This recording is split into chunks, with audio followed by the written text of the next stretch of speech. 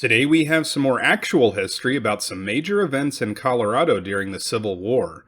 We will be reading about Colorado's most prolific serial killer, Felipe Espinosa, along with his brother and nephew, who are collectively known as the Bloody Espinosas. In 1862 and 1863, they terrorized the citizens of central and southern Colorado. We will be reading from this book, True History of Some of the Pioneers of Colorado, by Luella Shaw. This book was published all the way back in 1909. This story will tell about the Espinosas' rampage from the perspective of Alon Shaw, who was serving in the Colorado Cavalry at this time.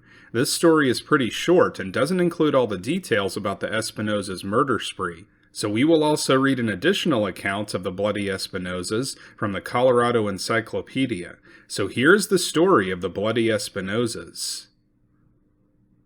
While the 3rd Regiment was waiting at Pueblo for orders to move on to Fort Lyons, a dispatch came to be sent to Fort Garland. Captain Cree was looking for a man to send when Alon Shaw volunteered to go. After he had his horse saddled and was all prepared to start, Captain Cree came up to him, shook hands, and said, "Goodbye, Shaw." Alston asked, "Why, what's wrong?" "I will tell you, Al, I never expect to see you return." "What makes you think so?" "Old Espinosa is up on the Sangre de Cristo range, and you know what he is doing." Al Shaw was well aware of Espinosa and his crimes, but was willing to take his chances, and immediately after breakfast started on his errand. A short time before this, Espinosa was away from home, and it was reported that during his absence, some soldiers insulted his wife and daughter. He swore revenge, and to be sure to get the right ones, he would kill every white man crossing the range, but he never robbed anyone. His hatred was so strong against the white people that his only desire was to kill them off. So numerous were his crimes that Governor Evans offered a reward of $1,500 for his head, dead or alive. Tom Tobin was trailing him, intent upon getting the reward. The first night out from Pueblo, Alon Shaw stopped on Sangre de Cristo Range at Sam Laval's place, which was used as a government station. As he rode up to the house, a Texan who was sitting with some Mexicans nearby said, "Otro gringo paro," another foreign dog. Shaw ignored the remark and went on talking with Laval. The last thing Laval told him as he was starting out again was, "Look out for Espinosa. He left here just before you came last night." After winding around through the foothills all the forenoon, he reached the foot of the main divide about noon, and as yet saw no signs of the Mexican. Just as he was beginning to think the way was clear, he was startled by 2 shots right ahead of him. Dismounting from his horse and cautiously creeping around the bend in the road, he came upon the 9 Mexicans and naturally thought that it was Espinosa and some of his friends, and as they had caught sight of him, he never expected to get on his horse again, but he made up his mind to die as near as possible, so he got out both of his revolvers and prepared to fight. The Mexicans, seeing that it was just a lone man, showed signs of friendliness, and Al Shaw went into their camp and learned that they were with a freight train which was on ahead going to Fort Garland, and they were shooting blackbirds, hence the cause of their shots. Shaw then told them of Espinosa, thus explaining the cause of his precaution. By this time they fully understood each other and had got on friendly terms. They went on to Fort Garland together. As they were almost on top of the range, they saw smoke raising up toward the Spanish peaks. They supposed that it was either Indians or the dreaded Mexican and his followers. Nevertheless, they kept a close lookout along the road, taking no chances as some of the desperados might spring out from under ambush and attack them at any time. In the meantime, while the dispatch carrier was carefully and cautiously making his way over the mountains, ever on the lookout for the revengeful Mexican, Tom Tobin and a friend were just as cautiously trailing after Espinosa. As he sneaked down into a pasture, stole a steer, and ran it back into the foothills of the Spanish peaks, Tom Tobin was closely following, watching for an opportunity to get the drop on the Mexican and his one companion. Finally, when they had butchered the steer and dug a hole in the snow, and a little in the ground to build a fire in and cook the meat, Tobin had crept around the back of them, and just as Espinosa turned his back in the direction of Tobin, he fell shot through the back, and Tobin's friend soon killed the other Mexican. The shot did not kill Espinosa, so Tobin took his knife and started to cut the Mexican's head off. He began cutting in the back of his neck, and the knife was dull, so he made slow progress. The dying Mexican said, "Tom, hurry up, that knife is dull." Alon Shaw rode into Fort Garland while a poker game was going on in Captain Curley's Dutch company. One soldier went broke and he was going to whip the one who won his money. He got a large pole from a pile of dead timber and was just raising it to strike when the others interfered. He turned onto them with oaths and said, "Why not for you leave me alone? Pretty soon me get deadwood on him." He was in a fighting humor and would undoubtedly have caused some trouble had not a new excitement started in camp. Just as the poker troubles were reaching a crisis, Tom Tobin came riding into Fort Garland with the head of Espinosa stuck on the end of a stick, and holding it up in sight of all, thus changing affairs in the fort. He got some of his reward then, but it was several years before he got it all.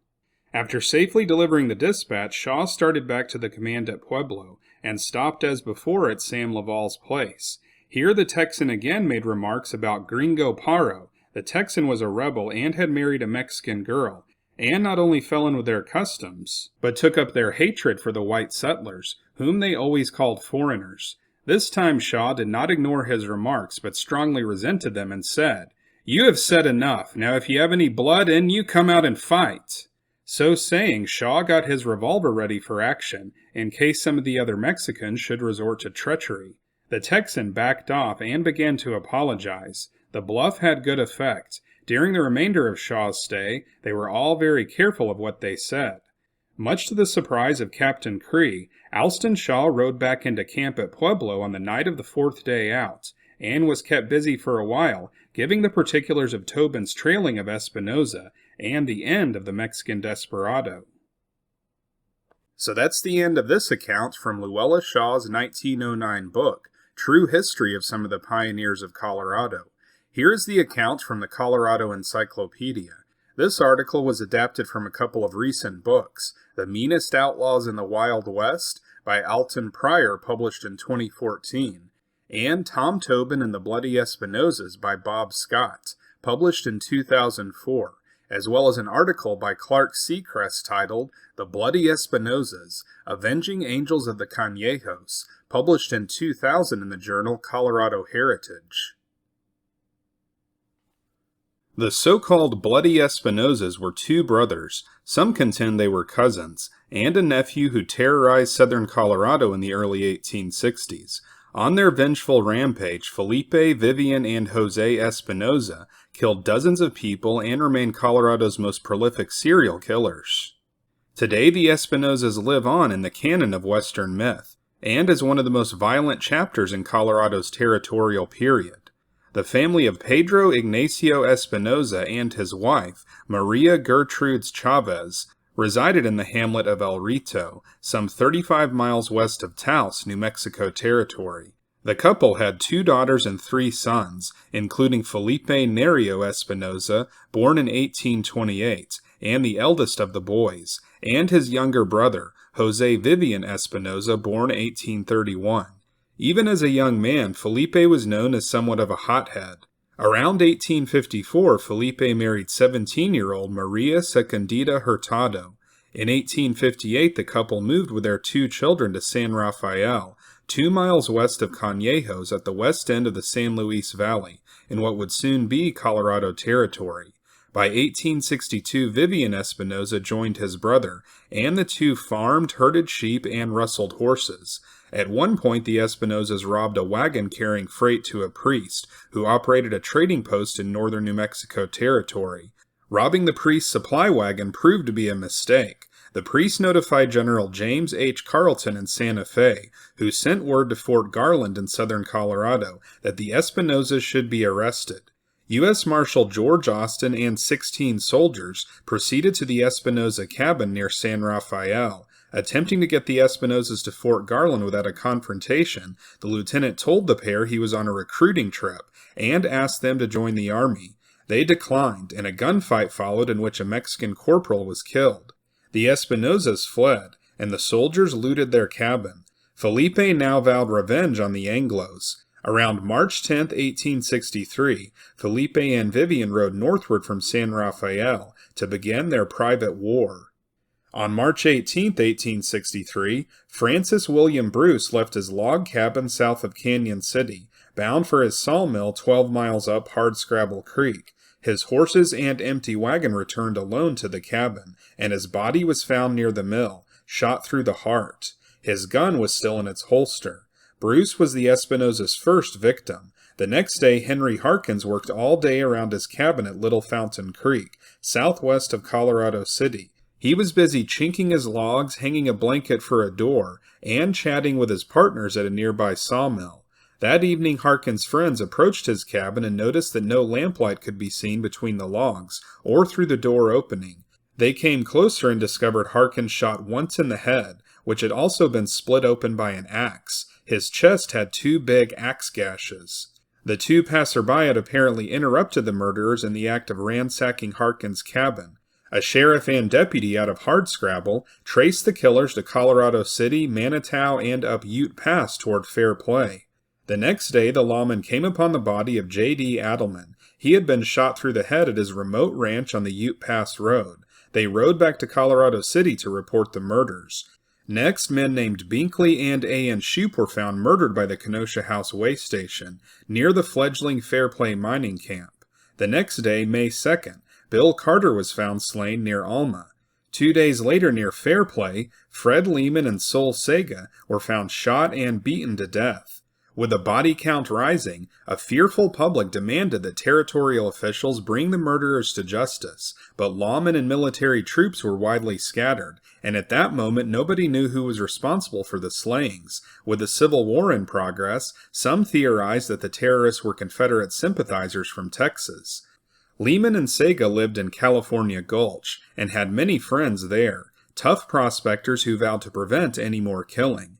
They called a general meeting to discuss a plan, and raise funds for a sustained manhunt. 17 men volunteered to set out immediately, with John McCannon as their leader. At the same time, the militia was dispatched to guard Fair Play, and Company 1 of the 2nd Regiment of Colorado Volunteers was ordered from Denver to patrol the area around Canyon City. A break came when lumber freighter Edward Metcalf was ambushed between Alma and Fair Play. His body toppled over his wagon seat after he was shot, and his oxen bolted and dashed back to Fair Play. There, Metcalf met the McCannon posse on its way south, and gave a description matching the 2 men who had fled from the Fort Garland soldiers a month earlier. Now authorities knew who their targets were, and the newspapers came up with a name for them: the Bloody Espinosas. The killers had adeptly covered their trail, but a few days later McCannon's men spotted 2 horses grazing in a meadow near the mouth of 4 Mile Creek. As Vivian Espinosa approached his horses, posse member Joseph M. Lamb fired, striking Vivian in the left side. He fell before raising himself on an elbow and firing back. Posse member Charles Carter fired, striking Vivian between the eyes and killing him instantly. On his body was found an article of agreement, indicating that the Espinosas intended to kill 600 whites to avenge the loss of family property. Vivian also carried a leather pouch with a note stating that his father had been a murderer, and that Vivian was compelled to commit 50 additional murders to expiate his father's restless soul. The posse promptly cut off Vivian's head, and took it back to Fair Play as a trophy of the remarkable chase.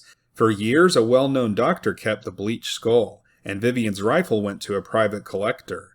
With Vivian dead, Felipe Espinosa emerged from a ravine, but as the sharpshooters set their sights on him, McCannon mistook him for one of his own men and ordered a ceasefire. In the lull, Felipe bounded into the brush and escaped.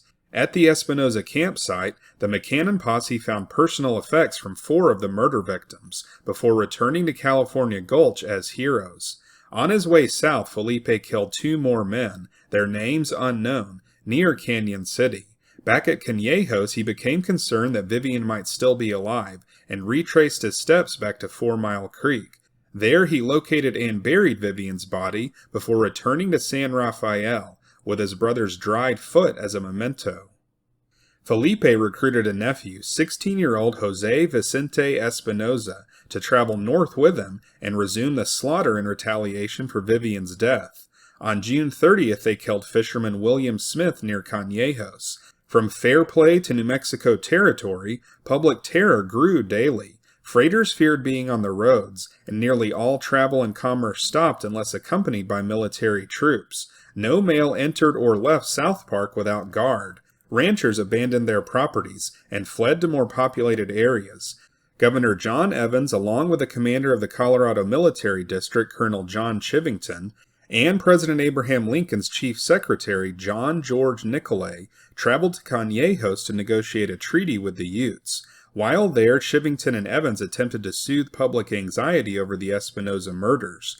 The Espinosas learned of the trip, and on September 4th, they dispatched a message to Evans, requesting pardons and asking the governor to restore property to the Espinosa family. If their message was ignored, they pledged to kill Evans at the first opportunity. The threat went unheeded. On October 10, 1863, the Espinosas attacked a buggy occupied by a man named Philbrook and a woman, Dolores Sanchez, northeast of Fort Garland. When both mules pulling the wagon were killed, Philbrook and Sanchez fled in opposite directions, as the Espinosas torched their wagon. Sanchez, whom the Espinosas referred to as that prostitute of the American, was caught, bound, raped, and released. The Espinosas had still only killed one Mexican, the corporal at their initial standoff with the law. Later, Sanchez and Philbrook reunited at Fort Garland, both offering a full description of their attackers. As the military station in Fort Garland, Canyon City, and Fairplay continually failed to catch the Espinosas, Fort Garland's commander, Lieutenant Colonel Sam Tappan, summoned famed tracker and Army scout Tom Tobin to find the killers. Tobin was hard, gruff, taciturn, fearless, and an incredible marksman. On October 12, 1863, Tobin and Lieutenant Horace W. Baldwin of Company C of the 1st Colorado Cavalry, 15 soldiers, a civilian named Loring Jinks, and a youth named Juan Montoya, struck northward after the Espinosas. It only took Tobin 1 day to locate the assassins' tracks, near present-day La Vida Pass, west of Walsenburg. After following the trail for 2 days, the posse noticed a group of crows and magpies circling a clearing, evidence that someone was in the area. As Tobin crept up on the Espinosa camp, he saw Felipe dressing a carcass for food. Tobin stepped on a twig, and hearing it snap, Felipe lunged for his gun. Tobin shot first, wounding Felipe in the side, and the outlaw tumbled into the campfire as he shouted for his nephew to flee. As Tobin reloaded, Jose ran out of the ravine into an aspen grove. 3 of the soldiers set their sights on Jose and fired. They missed, but Tobin did not. He shot the fleeing boy in the lower back, breaking his spine. Meanwhile, Felipe had pulled himself from the fire and was groping around blindly for his revolver. According to Tobin's memoir, I had to run down to where he was. A soldier went to lay his hand on him. I said, "Look out, he will shoot you." Felipe fired but missed the soldier. I then caught him by the hair, drew his head back over a fallen tree, and cut it off. In Felipe's diary, Tobin found a record of the Espinosa's killings, a total of 32.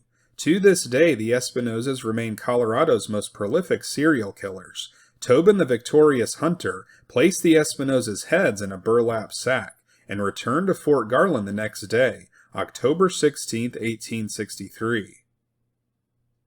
So that's it for this episode. Most accounts say that Tom Tobin never received the reward for killing Espinosa. Tobin was one of Kit Carson's scouts when he first explored New Mexico and Colorado. He was born in 1823 in St. Louis, to an Irish father and a mother who was said to be a Lenape Indian.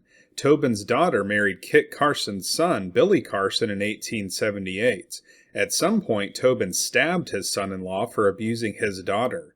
Billy Carson then hit Tobin in the head with a sledgehammer and shot him in the face. The two reconciled, but Tobin never fully recovered from his injuries. One newspaper account says that he died as a result of this fight in 1888, but most other accounts say that he died in 1904. Different accounts of this story also emphasize that Espinosa's wife had been raped by the soldiers, and this was a major reason for his vendetta. I have been unable to find much information about his wife, but one record indicates that she died in March of 1863. If true, her death may have been another factor that motivated Espinosa's rampage. We will continue to present more actual history about this time period in Colorado, which was just before the Battle of Sand Creek, on this channel. Alon Shaw is figured into several of these stories leading up to the Battle of Sand Creek. One discrepancy within this book by Luella Shaw is that it says that Alon Shaw did not join the cavalry until the spring of 1864, when his teams were commandeered for use by the Army, so it is unclear how he was dispatched to Fort Garland in 1863 if he hadn't joined the Army yet. Perhaps the date of him joining the Army was wrong in this book. This channel is called Unworthy History because we cover actual history that is now deemed unworthy to show on history channels on TV. But here on this channel, we keep actual history alive by covering history about things other than cars, aliens, and the history of Disneyland. If you'd like to support our mission here at Unworthy History, then consider joining our Patreon page or becoming a YouTube channel member. Your contribution to help keep actual history alive will be recognized at the end of each episode, and you will also have access to special members-only videos.